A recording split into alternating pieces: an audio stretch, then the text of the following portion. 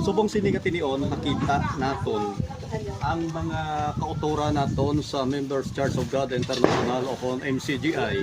nga sa diin nakita naton nga nagapreparar sila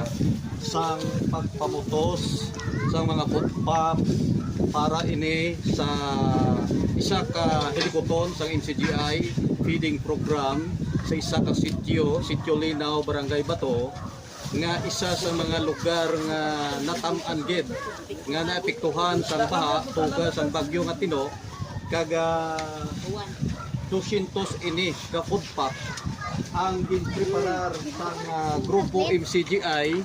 para makasapi-sapi sa mga tao subong nga na budlayan sila kulang sa tubig, kulang sa pagkaon, makaluluoy ang sitwasyon. Gani isa ka inisyatibo, madayon nga inisyatibo sang MCGI nga magadulong naman sa mga serbisyo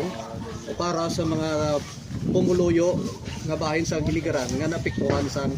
kalamidad. Kapikitaan ay